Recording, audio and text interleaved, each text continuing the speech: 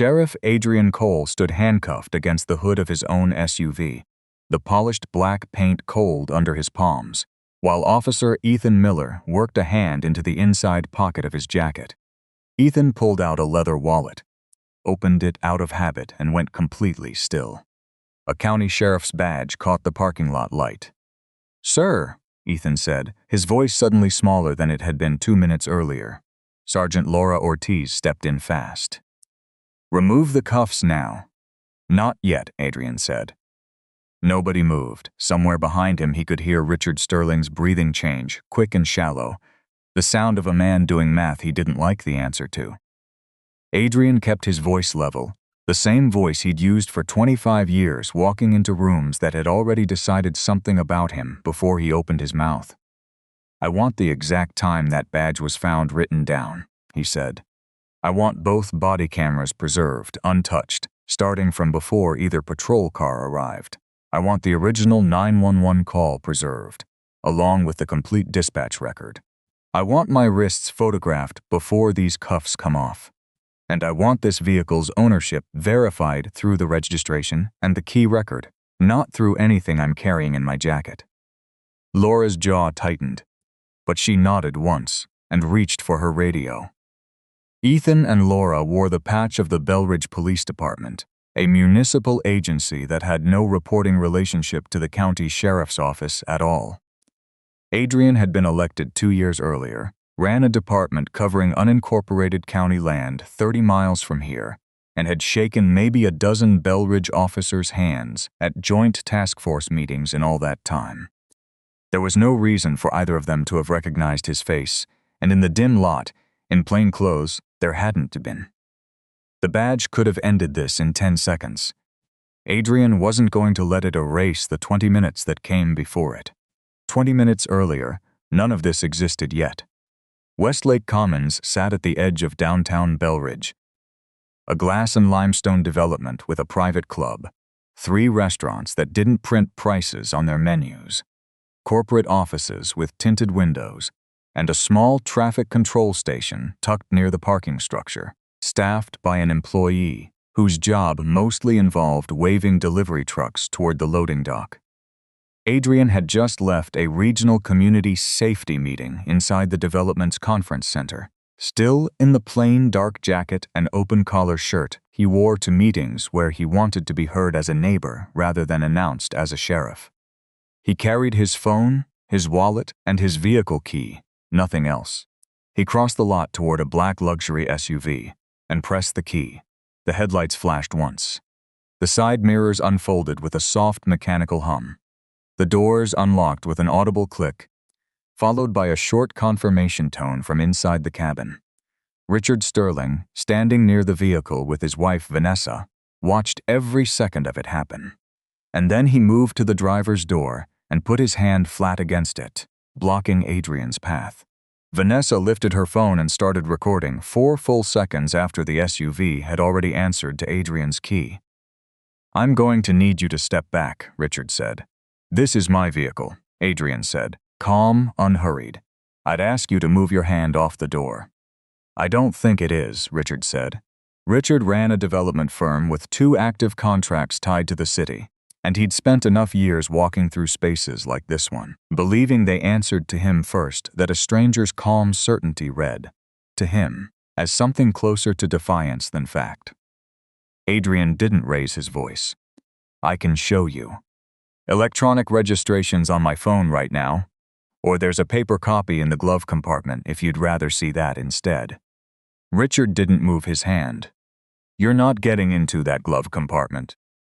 Behind her phone, Vanessa's voice shifted into something performative. "He's getting aggressive," she said quietly, as if narrating a nature documentary. "He keeps trying to get to something inside the car." "I haven't moved toward either of you," Adrian said, and he genuinely hadn't. Richard pulled out his own phone and called it in. "There's a man next to a vehicle in the Westlake lot," he told the dispatcher.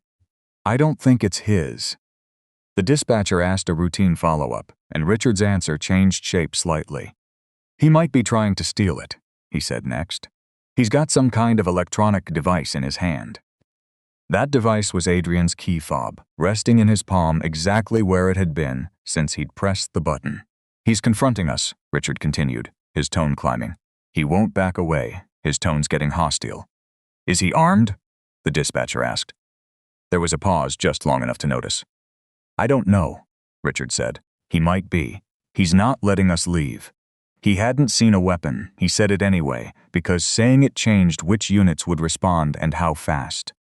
From inside the traffic control station, Tara Nguyen had a clear line of sight to the whole thing. She'd watched the SUV answer to the key.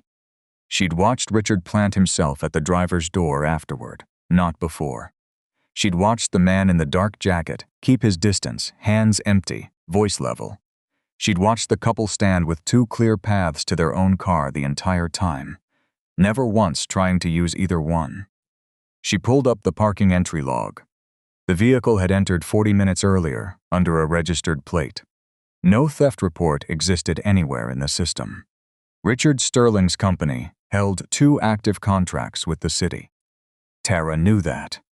Her supervisor had mentioned his name more than once, the kind of mention that came with an unspoken instruction attached to it. Then she heard the word armed through the open station window, and the hesitation ended. She called it in herself. "This is Tara Nguyen, Traffic Control, Westlake Commons," she said. "I can't tell you what that man intended.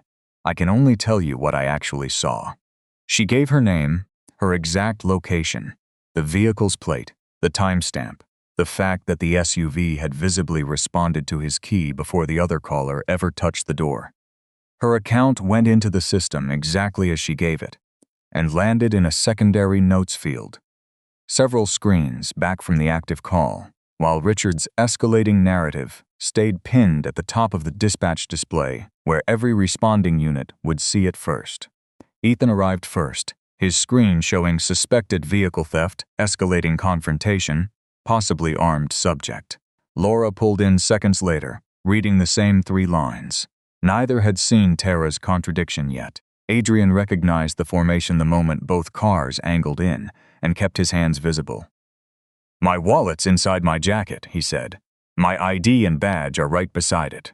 Tell me before you want me to reach for it." "He's reaching into his coat," Vanessa said, though Adrian's hands hadn't moved. "Turn around," Ethan said, hands on the vehicle. Adrian complied. Richard and Vanessa stood untouched near the driver's door while the actual owner of the vehicle was searched against it. A dispatch flag reading "possibly armed" on a stationary vehicle, with no forced entry visible and the registered owner standing still with empty hands, called for a brief protective detention while the scene was assessed, not an automatic assumption of guilt. What went wrong wasn't that Ethan controlled the scene. It was that he never updated that assessment against what he could actually see in front of him: the empty hands, the lack of any weapon, the calm voice, before the cuffs went on. Ethan cuffed him before checking the plate, the registration, the theft status, or Tara's note sitting quietly in the secondary field. Adrian didn't resist. He noticed the department patch on Ethan's sleeve and the distance between the policies he himself had helped design for his own county and the scene currently happening in someone else's jurisdiction where he had no authority to change a thing. It was only once Ethan reached for the wallet that everything changed. The badge caught the light. "Remove the cuffs," Laura said again. "Not yet," Adrian repeated. "If this vehicle isn't mine, that badge doesn't make it mine. If it is mine, that badge shouldn't have been necessary to prove it in the first place. Preserve everything, exactly as it stands right now, before anything else changes." Laura followed his instructions and the verification began. The SUV remained unlocked, its door still ajar from where Richard had been blocking it. Adrian's key sat on the pavement where he'd set it down at the officer's instruction. The key's internal pairing record matched the vehicle exactly. The parking structure's entry camera had recorded Adrian driving in 40 minutes earlier. The dealership's delivery certificate listed him as purchaser. The registration matched. No theft report had ever been filed for this plate. There were no tool marks, no broken glass, nothing suggesting forced entry. Tara's statement, time-stamped well before the handcuffs, sat waiting in the system the entire time. Even Vanessa's own recording, played back in full rather than the 4 seconds that had originally circulated, showed Adrian standing well back, offering registration, asking for the glove compartment, while Richard refused to move. Only after every layer had been confirmed did Ethan remove the cuffs.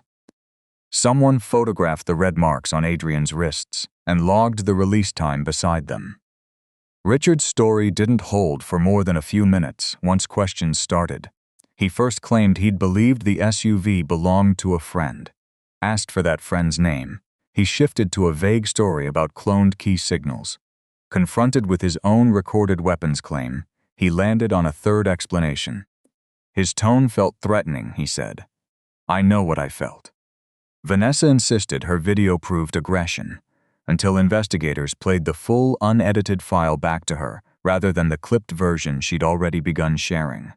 At the station, Adrian formally removed himself from the criminal investigation, any officer discipline, charging decisions, and control over the evidence, and asked directly that state investigators and an outside disciplinary panel take the case rather than Belridge handling it internally. "Justice doesn't stay independent," he told Laura, "just because the person it happened to happens to wear a badge." He also said something he hadn't planned to say out loud yet, standing in that hallway. "This happened under systems I've spent 2 years assuming worked the way I designed them to, in my own county. Being the person this happened to doesn't remove my responsibility for not examining those systems closely enough, including in the departments I don't command but sit on task forces with. I don't get to be only the victim of tonight. I have work to do because of it, too." Ethan's report laid out exactly what dispatch had told him, what he'd personally observed, and what he had not verified before placing a man in handcuffs. Laura's report acknowledged that the danger language on her screen had shaped her response, more than the physical scene in front of her had. Their honesty counted for something. It didn't erase what had already happened to the man standing in front of them. Belridge City Administrator Claire Morgan, who'd sat 2 rows behind Adrian at that same community safety meeting less than an hour earlier, arrived at the station once word reached her office. She'd been pushing for a dispatch modernization review for over a year, mostly ignored, and she recognized immediately what this incident actually was. Deputy Chief Gordon Hale arrived not long after, though nobody had assigned him to the case. He called it a misunderstanding, then a civil ownership dispute, then, once Claire pressed him, a public relations matter that needed careful handling. Claire didn't accept any of it. "A false weapons claim that triggers an armed response," she said, "is not a misunderstanding about who owns a car. I want an independent team taking custody of every body camera, the dispatch audio in full, the traffic control footage, the phone video, every access log, and the registration records." Tonight. Gordon left without arguing and returned to the matter later that night from his own home, logging into the department's records portal on a personal device, well outside anything his role that evening required. The access logs later showed exactly what he'd tried to do: reclassify the incident's severity, remove the contradiction flag tied to Tara's statement, reach out to on-duty personnel about how the file should be framed. The edit never went through. Claire's evidence freeze had locked the record before he touched it, but the failed request still carried its own timestamp. Within the week, the State Attorney General's office appointed Evelyn Price, a prosecutor with no prior ties to Belridge or the county, to lead an independent review separate from any internal disciplinary matter. She asked Gordon one question that mattered more than the others. "How did you know which sentence needed to disappear?" she said, "before you'd ever watched the footage." Gordon had no answer. What her team found over the following months wasn't a single dishonest phone call. It was an undisclosed relationship running between Gordon and Richard for years. Tangled through shared charity board seats, quiet involvement in permit disputes tied to Richard's projects, and at least 2 earlier informal contacts between Richard and department personnel that had never been properly logged. Nobody found an envelope of cash. What they found was improper influence, an undisclosed conflict of interest, and a pattern of complaints softened whenever Richard's name was attached to them. That broader audit, still ongoing months later, turned up 2 earlier cases carrying the same fingerprints. A black delivery driver, standing beside an employer-owned van he was authorized to use, had once been flagged as possibly armed by a caller who'd seen no weapon at all. A Latino contractor, carrying tools he had every legal right to be carrying on a job site he'd been hired to work, had been reported for burglary under nearly identical circumstances. In both cases, contradicting information had been buried in a secondary field nobody checked before officers arrived. Both men had their records formally corrected, any related fees or charges expunged, and were offered legal support and a public acknowledgement of what had happened to them, not as a footnote to Adrian's case, but as their own restored history. 2 cases didn't prove a conspiracy, Evelyn said. Once the pattern was documented, they proved a pattern. Richard was charged with filing a false police report and making a false statement to law enforcement, along with unlawful interference for physically blocking Adrian's access to his own vehicle. Once it surfaced that he'd pressured Tara's supervisor to quietly reassign her, prosecutors added a witness retaliation charge.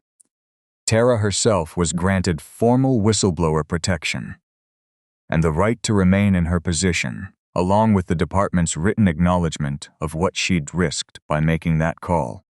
Vanessa faced a civil claim tied to the false statement she'd given investigators and the defamatory framing of the video she'd published. As part of a settlement, she was required to preserve the original unedited file, remove the misleading versions she'd circulated, and issue a correction through the same platforms where her first video had spread. Gordon was dismissed from his position, and his law enforcement credentials were suspended pending the outcome of a formal obstruction and conflict of interest review that also reopened several of his older cases. Ethan was pulled from armed response duty, pending retraining and an independent performance review that would determine his return to full duty. Laura lost field supervision authority for a defined period while a due process board reviewed her conduct alongside his. None of it arrived as a single dramatic spectacle. Each consequence matched, as closely as the process allowed, the specific conduct behind it. Adrian's own record was formally corrected, every false flag stripped out: attempted theft, threat, armed subject, resistance. Every agency that had received the original alert received the correction too, routed through the same channels that had carried the false version. He understood, better than most people ever would, that a false accusation moves through the world far faster than any correction manages to catch up to it. Driving home that night, working the cuff's faint red marks with his thumb at a stoplight, he found himself thinking less about himself and more about how many nights this exact scene had likely played out for someone whose wallet held nothing that would make an officer's hand freeze. In the months that followed, Belridge rebuilt its systems around 4 core changes. Contradicting witness statements would now carry equal visual weight beside the original caller's account, transmitted immediately to responding units rather than buried in a static field. Weapons or danger language would now be classified by what was actually observed: an actual weapon seen, an object mistaken for one, a threatening gesture, or simply an unsupported belief with no observable basis. Each carrying its own dispatch language rather than being flattened into one alarming word. For stationary vehicle disputes with no immediate threat, plate, registration, and theft status checks would run before detention whenever possible. And any time ownership evidence directly contradicted an emergency call, an automatic legal hold would freeze the body cam and dispatch records, alongside regular independent audits of repeat callers and of demographic patterns in stops and detentions, with findings published rather than kept internal. None of it was built to determine guilt on its own. It existed to make sure repetition never got mistaken for confirmation again, and Adrian said as much, publicly, more than once, careful never to suggest the new system would run itself without people still choosing to use it honestly. Several months later, Adrian drove back out to Westlake Commons on an ordinary afternoon, no meeting on his calendar. Tara showed him the revised dispatch screen. A call came in while they stood there. A caller insisted a man beside an expensive SUV couldn't possibly own it.